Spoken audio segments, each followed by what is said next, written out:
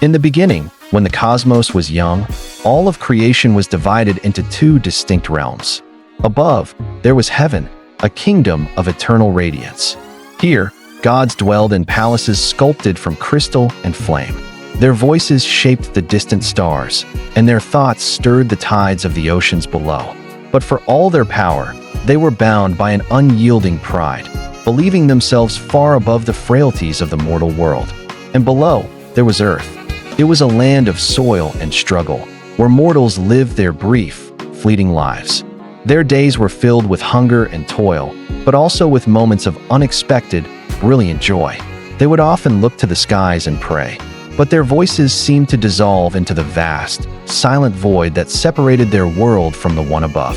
Between these two realms stretched a chasm of shadows, a gulf so impossibly vast that even light itself faltered when trying to cross it. The gods, in their wisdom and their pride, had decreed that no mortal could ever ascend, and no god could ever descend. To break this rule, they warned, would be to unravel the very balance of creation. Yet, among the mortals on Earth lived a healer named Elian.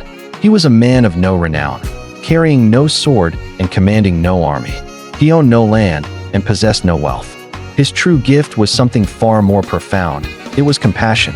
He tended to the wounded with humble herbs, soothed the grieving with gentle words, and planted seeds in barren soil, holding a deep belief that every single life, no matter how small, was worth saving.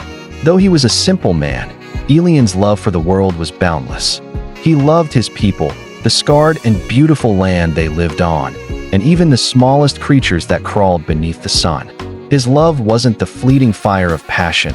It was a deep, unwavering devotion, a quiet force that had the power to mend what brute strength could not. From her home in the heavens, Seraphina, the goddess of the dawn, often found herself gazing down upon the mortal world. She was a being of pure radiance, her hair woven from the very first light of morning, and her eyes reflecting the endless horizon. Unlike her divine kin, she did not scorn mortals. Instead, she found herself admiring their incredible resilience, their ability to find laughter even in hardship, and their courage in the face of utter despair.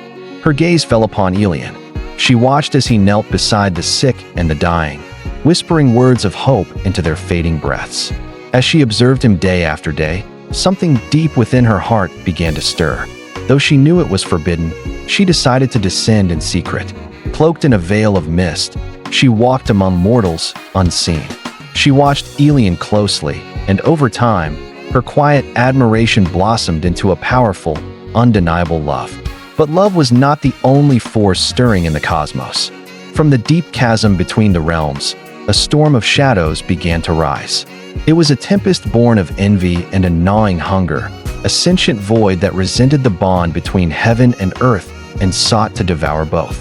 The storm swept across the land, swallowing mountains whole, dimming the stars in the sky, and silencing the desperate prayers of mortals.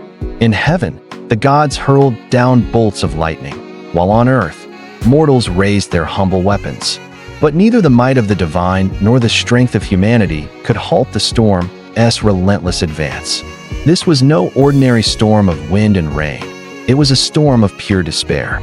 It fed on fear, it grew stronger with loneliness, and it thrived on the chilling belief that all bonds were destined to break. Seeing his people begin to falter, their hope turning to ash, Elian did not raise a blade. Instead, he walked to the very edge of the abyss, faced the swirling darkness, and began to speak. He spoke not of war or power, but of his small village, of the children who still found reasons to laugh even when their stomachs were empty. He spoke of the earth, of its incredible ability to give life even when it was deeply scarred. And finally, he spoke of Seraphina, the goddess whose light had unknowingly touched his heart and given him strength. His voice was not loud, but it carried a warmth that cut through the cold of the storm. The shadows trembled, because despair cannot long endure in the presence of true love. Across the void, Seraphina heard his voice. The words reached her in her heavenly palace, and in that moment, she made a choice. Casting aside the ancient decree of the gods, she descended from heaven openly, her divine radiance blazing like a new sun. She flew towards him, a beacon of light against the encroaching darkness. When she finally reached Ilion, she landed before him and took his hand. In that instant, as mortal and divine love united, something miraculous happened. From their joined hands, a bridge of pure light sprang forth, spanning the entire chasm. It wasn't woven from stone or fire, but from something far stronger: devotion, trust, and selfless sacrifice. The storm of shadows recoiled, unable to consume the blinding brilliance of their union. High above, the gods watched, astonished.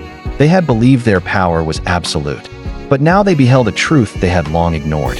Fire can burn, but it eventually fades. War can conquer, but it only destroys. Time can erode all things, but it cannot bind the heart. Only love endures. Only love truly unites. The storm of despair dissolved into nothingness. The chasm that had separated the realms for eons was healed, and heaven and earth were now bound forever by the luminous bridge their love had created. Mortals and gods could now cross freely between the worlds, not because of a decree, but because of the path forged by love. From that day forward, the gods never again doubted the power of mortals or the strength of their hearts. They proclaimed a new truth for all of creation to hear: love is stronger than death.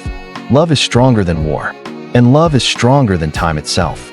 And so, to this very day, whenever storms of doubt or fear begin to rise in the world, mortals and gods alike remember the story of Ilion and Seraphina. They whisper the tale and remind each other that love is the most powerful force in all creation, the unbreakable bridge between heaven and earth. Thank you for watching. If this story touched your heart, be sure to subscribe for more.